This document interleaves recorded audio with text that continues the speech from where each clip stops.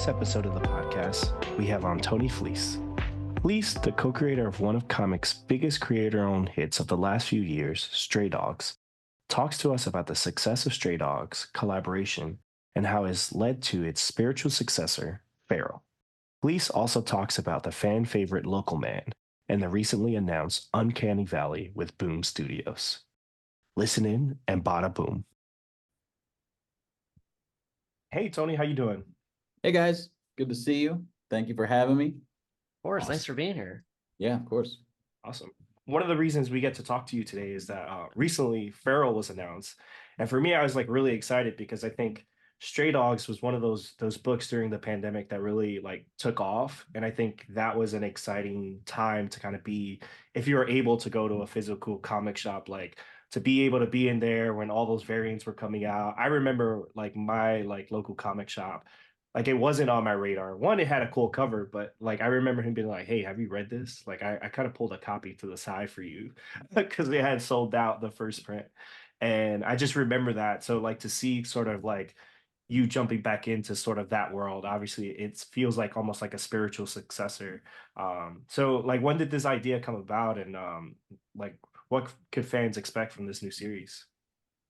We started thinking about what we wanted to do next after. So like when we were making Stray Dogs, we never anticipated any sort of success, or, we just sort of figured like, let's see if we can get somebody to publish this. And then when we got a publisher, we're like, all right, well, let's just see if we can get the whole miniseries out and not lose money on it, Yeah. So when it was successful, the first thing we thought was like, all right, well, we wanted to do these short stories. So we did the second Stray Dogs, the Dog Days series.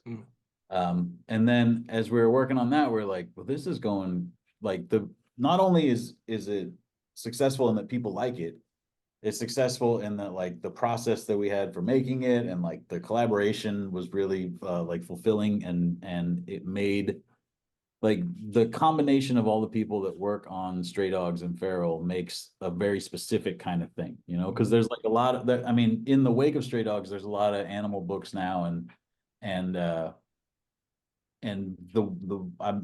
I like all those. Like I think those are all cool, but I think we've sort of have a concoction, like a stew that works really well for that specific kind of like cute but also dangerous, scary animal book, So we started talking about what we'd want to do, and obviously, cats was pretty early on in the discussion. We've said what we had to say about dogs. Can we say something different about cats? And so we just started thinking about it, and early on, the idea was that they would be like opposite from Stray Dogs, but still a horror thing, still the same world. So then it was just thinking about like, all right, well, what's different? What's Stray Dogs, and what's different from Stray Dogs? So Stray Dogs is contained. This is wide open. Stray Dogs is one bad guy. This is you can't trust anyone. Everybody's a bad guy. And then also like the dogs in Stray Dogs, their minds work one way, and we wanted it to be specifically like cats are different. So where Stray Dogs is a lot about memory, and these dogs forget stuff every 2 days or whatever.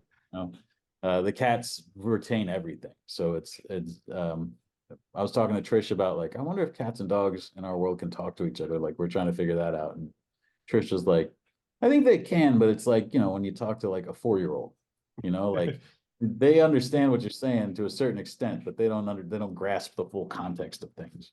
Yeah. And they can move on to the next thing quickly. Yes, they might be upset or something, and then they're like, oh, I learned that really fast having a kid. I'm like, hey, like you were just cool 2 seconds ago, dude. Or, they'll have a tantrum, and then they're all right. They're like, that never happened. I'm good. We're back. We're back. Yeah. But that's awesome to hear. Oh, thanks. Yeah. So Feral just basically, once we hit on the idea of like, it's about rabies, it's a zombie story with cats. Like what would a zombie story be for cats? And like, what's different if you're cats than if you're people in a situation like this, which was the same deal we did in Stray Dogs. It was just like, what's scary about Stray Dogs is that like, these dogs have no control over anything. They don't have fingers. They can't open doors. So, how does that work with cats and in a zombie situation? Yeah. And like, I think one thing that's really sort of exciting hearing you talk about is that collaboration piece. Like, sort of going into kind of like your third round with this creative team, like what's that been like, and how fulfilling has that been? Because it's cool to see something as successful on the other side, but just hearing you were just trying to get that book made. It's like, hey, like if we break even, I just want to work with you guys and make a comic Yeah. book and just put it out there. But now you're kind of in a position where like Feral has like there's those Stray Dog fans. There's a Yeah. level of expectation and stuff. So like what's that been like? Has that been challenging, or has it been something you guys have embraced? We definitely have embraced it. It's been cool because I mean we've got so much of it done at this point, and it's all going to catch up to us. Like I'm working on issue 6 right now, and Trish and Tone are working on 5. Brad's coloring 4, and the first one doesn't come out until later March. So like we're ahead, but it's just so exciting because this thing looks so much better than Stray Dogs. Like we were really happy with how Stray Dogs came out, and like we're like, oh, this is what we're shooting for, and it looks like this. And just because of how we have sort of like fine-tuned how we work together, and also we sort of move some stuff around. So the like on Stray Dogs, the credits were layouts Tone Rodriguez, and then art by Trish Forstner, colors by Brad Simpson. But what that sort of meant was originally it was supposed to be layouts, but the way the process works, because I'm a writer and an artist, I do like these pretty not tight, but like I do thumbnails for every page. And then so rather than doing layouts, Tone would be doing sort of like tightening those up into like almost just draw backgrounds. Yeah. And so then Trish would ink over the backgrounds and draw the dogs over and like put it all together and then ink everything. And so we got this thing that like it looked like it didn't look like too much anything else. It sort of looked like a cartoon movie. Yeah. And then when Brad put the colors on, we did this specific thing where the backgrounds got a lot of texture and the foregrounds got just flat colors so that they look like animation cells. Yeah. So on this one, we'd sort of changed things around. Tone started working digitally, so he had a lot more versatility as far as like he, instead of just having him pencil out backgrounds and then Trish ink over them, we were just like, well, we could just have we could run this just like animation and have you do full backgrounds, and then Trish can draw the characters on top of that. And so now the backgrounds are just super detailed, and like you really feel like you're in a wide open world when you see these like outside forest landscapes that we're putting in here, and when we go other places too. And then the cats that Trish has drawn, she just has time to give them like so much character and so much, rather than spending time, inking a couch or a chain link fence or something. Yeah. She just puts all that time into really like putting the acting in there and making these characters like really emote. And then Brad again has really stepped it up, especially because I have this weird picadillo where I don't like the color green a lot in my colors. Like when I work with Brad all the time, and I always hit him. I always go like, let's do less green here. And this one's set in a forest, and I told him I don't want to see any green in this. It's in the fall. Yeah, we got to figure something out. So, but he's turned in pages that are just so beautiful. So the credits in this book are now art by Trish Forstner and Tone Rodriguez, colors by Brad Simpson. And when people see it, it is really just like more detailed, more like I said, it's a big wide world now. So there's just so much more to see, and the possibilities are bigger. So I think people are going to be, the people that showed up for Stray Dogs are going to be impressed when they open this thing. I can't speak for like the writing of it, because I wrote them both. I think I'm a better writer now than I was back then, but I love Stray Dogs. So I can't really say one way or another whether this is better or not, but I think definitely it's going to be a better looking thing no matter what. So, oh yeah, the art is definitely like, I just looked up the cover for Pharaoh and I was like, is this a Disney movie? But like, and I was like, because like what they came out with, like I feel like this is your target audience because it's me, it's definitely my little sister. What was that movie? All Dogs Go to Heaven too. And it's like very dark, and like they go to hell, and like they have to like fight like this, like there's like a big cat that's like the demon and stuff. And I was like, this is a much darker version of that, but it's what people it's what people of that like age group would kind of want, because there's no cat. The cat's always the villain in this, and it's like, oh, this is like they get to be the heroes and Yeah. have their own unique storyline. And so I was like, okay, that's a demographic I feel like would love this, and I'm sure my little sister, while she doesn't read comics very often, she loves cats, and will Well, probably be like, oh yeah, let's read this. I guarantee you, because Stray Dogs has been one of those. This is a gateway comic. Stray Dogs is a gateway comic. You can give it to somebody that doesn't read comics, and because it does feel like one of those, you know, like a Disney movie or a Don Bluth movie, but it's an adult thing. It is sort of like easy to jump onto, more than like if you hand them like Deadpool or Wolverine or something. Yeah. All right, so what's different from the movies and blah blah blah. This is just like hand it to them, they can read it. You don't need to know anything going in. But it definitely is inspired by those, you know, those Don Bluth movies. They always had that scary, dark side, like Secret of Nim or All Dogs Go to Heaven, When They Go to Hell. You know, it's just like I met Don Bluth and I said, we made this thing inspired by you. And we were just like, let's just do the whole thing as the dark parts. And he was like, well, you can't do that. And I was like, oh, we're trying it, you know. We're gonna give it a shot. And I think like, you know, like you said, it Stray Dogs was the perfect like gateway comic, and I think Feral coming out when it is, I think it's the kind of thing like shops need. You know, I think like right now, especially like where the market is, I think it's like one of those things where people, you know, I think people need to get excited about things. I think that's what was great about like Stray Dogs. It was something that people could go into the shop that people were talking about and stuff like that. And I think there's a lot of stuff that like people like, you know, whether it be like events after events, it becomes like numbing in a lot. And I think Yeah. two like Local Man and then also this are two books that are very easy to give someone that may be tired of all those things and kind of Right. need like something different and are able to talk to. Like everyone likes to be a part of something that like may not be like the mainstream, you know. But you Well, know, Stray Dogs is mainstream now. Like now that's not the cool thing, hopefully for it's funny that. Well, I write Stray Dogs and Feral and Local. I yeah. mean, all the stuff that I write, I sort of write with a mind to, I always think of them in big arcs, like, you know, like eventually there'll be a trade or whatever that you Yeah. read. I really try to think about cliffhangers and about like making people need to grab the next issue, you know, like because those are the ones I still buy comics every week. Yeah. But the older I get and the more I sort of know how the stories go, you know, like I can get distracted pretty easy and fall off of something.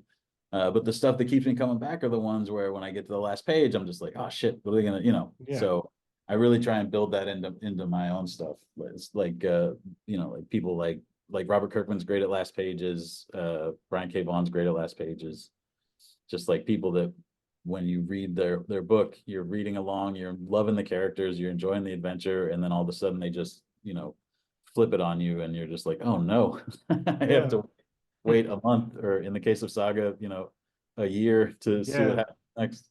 No, it's perfect Yeah. because there's, I think, you know, like I think about the time I stopped watching wrestling. It was when I could predict, Yeah. like, hey, like I could predict this person's gonna win the belt, this person's gonna turn heel, this like, and and I think, you know, going back to like what you're saying, I think part of it is like, you know, because of the structure of comics now, everything is kind of like a mini. Nothing's kind of built as an ongoing. So I think like a lot of people hold back because they're like, well, I may never be able to carry on this cliffhanger. But that's what I really appreciate about like what you do because it's something where it's like, hey, like I'm gonna lay it all on the line. I want to tell something that's gonna keep people engaged. Like in the case of Local Man, like the way I got onto it was on a bunch of year end lists, and I was Mhm. like, I got to try this out, you know. And then I buy the trade, and I'm like, I get to the end of it, and there's a big cliffhanger, you know, it with Cross Jack and you know Old Flame, and I'm like, I need to pick it up. Now I'm invested. Now I'm in, Yeah. you know, Local Man, Bad Girls. I'm waiting for like all these things. I'm in that world. And I think that's something that, you know, not enough is done, I feel like in comics these days, you know, because of the nature of like everything being sort of like, you know, 5, 6 issues. Well, sure. I mean, it's that, but it's also what's great about Image Comics Yeah. is that Image Comics are comics that are made by, you know, 1, 2, 3, 5 people, you know, Yeah.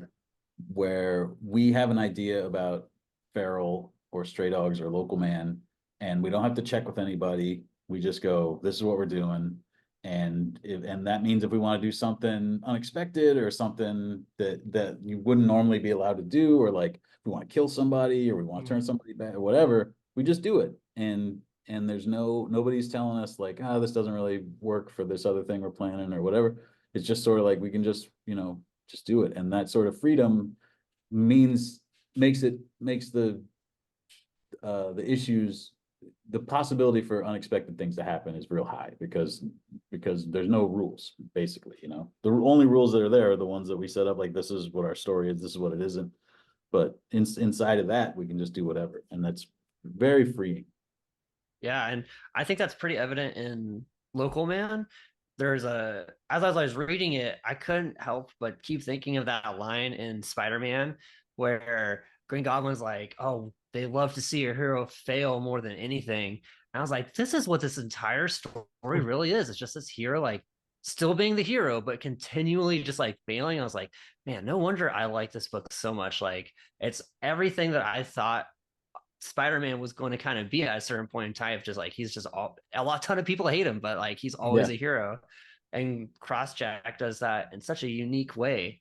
And I was curious, like, what do you have to do to kind of put yourself in that mindset to write like, I'm gonna write this guy that's always a failure, but he's somehow still everyone's favorite hero that's a reader.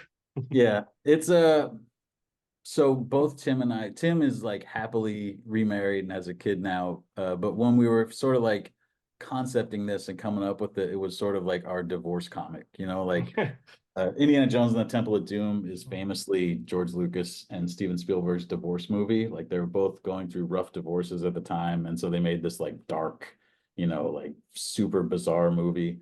Where and Indy literally gets his heart ripped out. His heart ripped out. There's just a woman screaming at him the whole time. Exactly.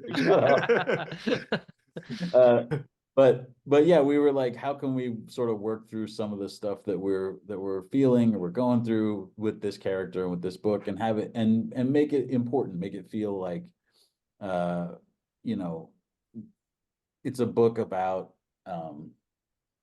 failures, and sometimes no matter what you do, you can't make things work, and that's sort of like it sounds like a very fun comic, but it is. The fun thing about it is both the way both Tim and I handle situations like that is with humor and with like just sort of like neither of us are going to be stopped by anything. And Crossjack is the same way, like these things come at him and things just seem to get worse and worse, which is what you want to do for any superhero or character that you're writing. You keep putting them in bad situations, but usually there's somebody that like Spider-Man has like Gwen or Mary Jane that goes like, you'll get him next time, Tiger. And we're just like, what if he doesn't have that? What if the only person that likes him is his dog, and he just sort of like tries his best and still can't make it work. So, and then how far can we push him and still be able to pull it off, to get to the end and be like, fuck yeah. So yeah, that's been sort of the trick with Local Man. The game that we're playing is sort of like how messed up can this be for this guy, and have him A, not give up, and B, still be able to come out of it on the other side somehow. Yeah, I mean, I love the book, and Chris kind of turned me on to it. I think I saw it at a shop once or twice, and the only reason I didn't pick it up is like the stupidest reason, because the art's so good. And the dumbest reason is because in my hometown, there's a musician that has his band. It's just called Local Man Ruins Everything. It's the name of the band. And like as I'm reading the comic, I'm like, where is this Local Man thing like gonna come in? And like when it comes in, I'm like, oh, that's perfect. And I was like, and the fact that like the only reference I have to like a comic book named Local Man is about a person that ruins everything is the musician kind of ties in perfectly to the comic, and it just made me love the comic even more. So I know, I mean, I read the trade. I've got to pick up some of the later issues, but I'm really excited to see what happens with it. But what else do you have kind of coming up in the pipeline that you can talk about? Well, so right now today I'm working on Local Man Bad Girls, which is the second like annual or special. After the first arc of Local Man, we did a book called, I got it right here, called Local Man Gold, which is like a big Image crossover in one issue. And we sort of liked, this is probably before you guys' time, but it used to be there would be like a story arc, and then it would go all year, and then they would do like an annual. And the annuals in comics would be like a big giant size special issue. So we wanted to sort of, because so much of Local Man is like a 90s throwback, we wanted to do annuals like they did. So the first one we did was this crossover called Local Man Gold. And then the one we're doing right now is called Local Man Bad Girls. And it's sort of like a spotlight on these characters in Local Man, who he's constantly running up against, who are these villains. And they're also the women in his life. And so we're sort of like showing both sides of that, but really focusing on the women in this one. And then and we're setting stuff up for the third arc. The second year Local Man starts in May. I think the second trade comes out in April. So it's like March is Bad Girls comes out, and then Feral #1 comes out. And then in April, the trade for Local Man 2 and Feral #2. And then I've got a new book coming out from Boom Studios, which should have been announced 2 days ago, if this all lines up right. Yeah. Called Uncanny Valley, with Dave Wachter, who's drawn Punisher currently. But he's an old friend of mine and just like a genius artist. And this book, Uncanny Valley, is about a boy named Oliver who is sort of like is in junior high school and feels a little like he doesn't know how he fits into the world. You know, it's like a coming of age story where he's trying to figure out how he fits in. And then he finds out that he literally does not fit in because he's part cartoon. He meets his grandpa, and his grandpa's a Yosemite Sam. And it turns out he's like this chosen one in this whole cartoon versus real world like battle for the ages. Yeah. So he goes on this adventure where we sort of like cross into cartoon worlds, and cartoons come into our world. And so it's like a Roger Rabbit adventure coming of age thing. And it's going to be beautiful. I worked with Dave Wachter real early on in my career, like probably 16 years ago more. And both of us have sort of gone our own directions and like had careers and gotten better and sort of moved on to bigger things. And we always kept in touch and always wanted to work on stuff together again. And this one was finally the thing that was just like, I think this will work. You know, he had room in his schedule, and he's not only is he drawing it, but he's like coloring it and painting it. And it's going to be beautiful. I can show you guys here. I'll show you what it looks like because it's really beautiful.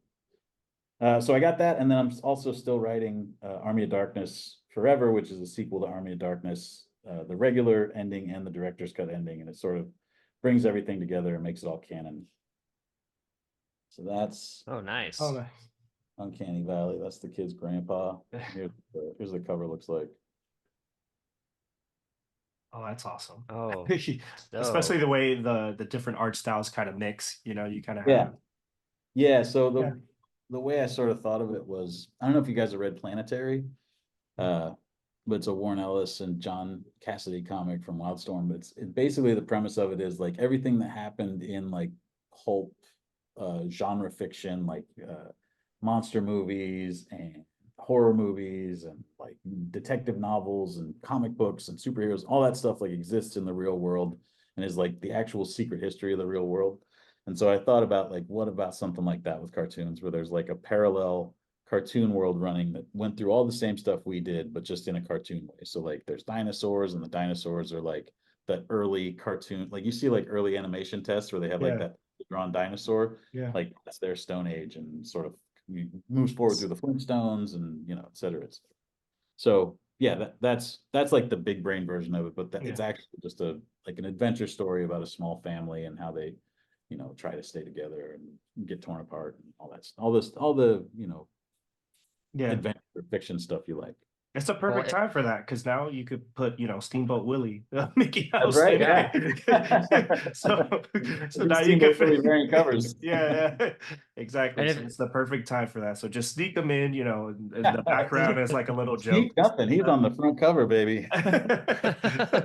And if you ever need a spin-off idea, just teach kids history, but using the like the early ages of those cartoon characters as those historical figures.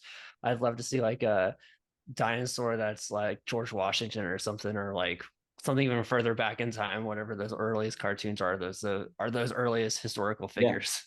Yeah, well, I mean, it definitely is. It's sort of that. Like, it's like all these characters that we know obviously it's not a full Roger Rabbit. Like we didn't go and get the rights to like the Looney Tunes and the Disney characters and stuff. So No. they're all sort of analogs, but it is like, oh, I recognize that type of thing. Yeah. That's like adventure cartoons in the 70s, or I recognize that. That's like a Looney Tune, or that's like a silly symphony or whatever. So it's really fun, and just the same way that Stray Dogs and Feral does the contrast of animated over top of like this sort of like more serious subject matter. Just putting animated characters on the same page as realistic characters and realistic backgrounds, there's just something about it to look at it that is so interesting and fun, and you just want to, it's engaging, you know. Like when Roger Rabbit movie came out, I was a kid, and I was of the age where I was just sort of like getting introduced to movies. So I saw that and I was just like, well, that's just the way movies are. Like we're gonna see this all the time, you know, because there's like cartoons of Mary Poppins a little bit. And I Yeah. was like, Yeah. we're gonna see this. This is gonna be a thing. And then it only happened a few other times, and I've always just been like, how come they're all not like that? You know, how come it just cartoons don't just pop up in the regular movies? You know? I think it makes every movie better. Like even the bad ones. I liked Looney Tunes back in action. Sure. Like when I was a kid, I was like Yeah. seeing real life Shaggy, Matthew Lillard talk to like cartoon Shaggy, like all those kind of moments, like really, Yeah, it's fun. dude. Like, and I think sort of like you've really carved out that corner of comics for you. And like what I really find inspiring about like your work as a creator is like a lot of these find like it seems like you just find the friend and you're like, hey, let's make a comic. And that's kind of like it's not like something where it's like, all right, we're gonna like we have this high concept idea, let's shop it around to movie studios first, and then if they don't really like it, we'll make it as a comic and stuff. It seems like you have found like some of your best creator friends and you're like, hey, like why don't we just do it? Hey, if it makes money, great, you know, if it sells, like whatever, but like let's just put this together because we want to see it out there. It definitely is a lot like that.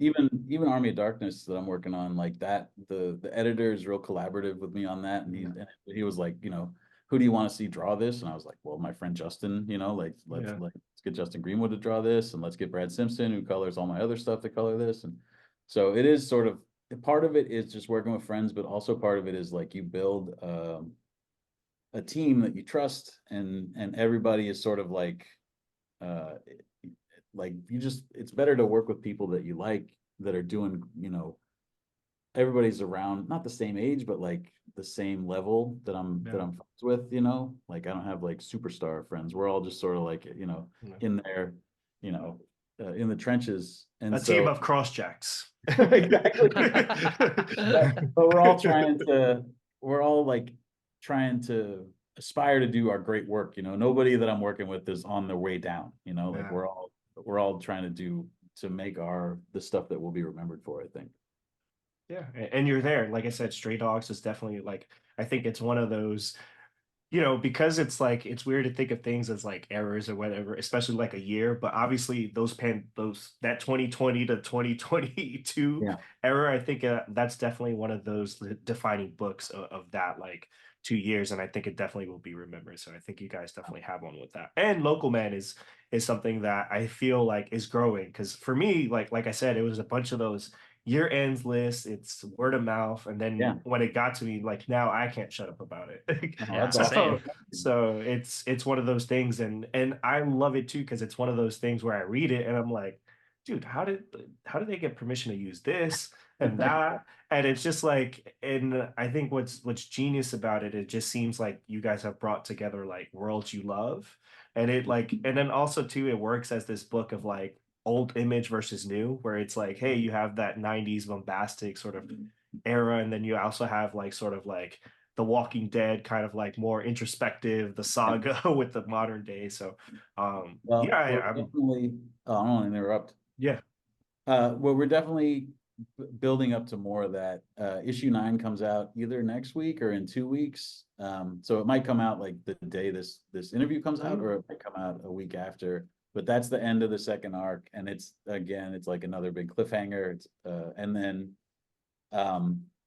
in the Bad Girl special, and then in arc 3, we're definitely building up to like some really cool like Image comic stuff, but just like story stuff that as Tim and I, people who love those 90s Image comics, but also want to like make like a comic book that feels like it's from today and also like celebrates those things. Like we're doing stuff in the third arc that really feels you know, like people, but I think when people see it, they're just gonna be like, fuck yes.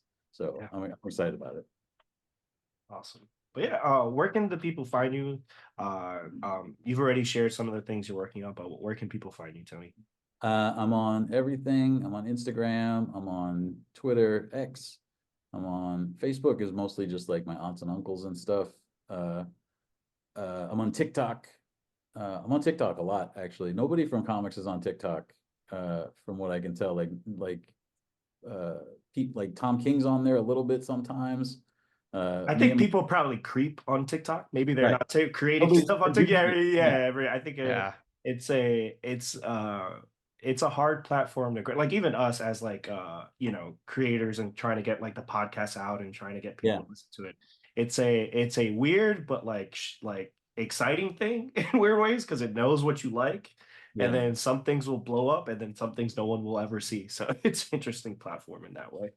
Yeah, I'm definitely interested in trying to crack the case on it. And especially because so much of what I do is indie comics, like I have to promote hard. Like you see me out there if you follow me whenever FOC is coming up for like issue, 8 of something, I still have to be out there like it's FOC time, pick up issue 8, I have to really be selling this stuff every month. And so TikTok's cool for that because it's not exactly the same every time, like I can put a video together that's like, oh, this is different than the last time you had to come out and say, please order my books. It's like pay my bills. Yeah.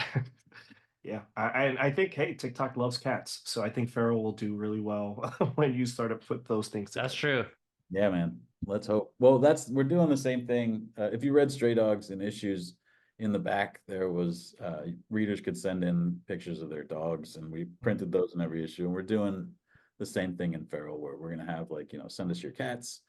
And so like, that's sort of like the olden timey TikTok, the olden timey social media, right? Where it used to just be letters pages and people like, people mailing stuff in. So we're excited to sort of have that part of it going too, because we really love doing that on Stray Dogs, like putting the spotlight back on the readers and sort of making it, where it's not just our comic, it's like all of our comics so that these people feel invested and want to come and, pick it up all the time.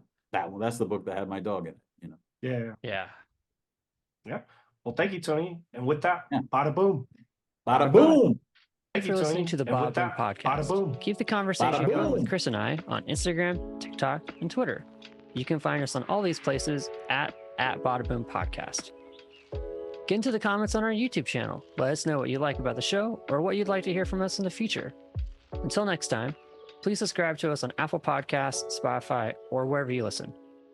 Thanks for listening.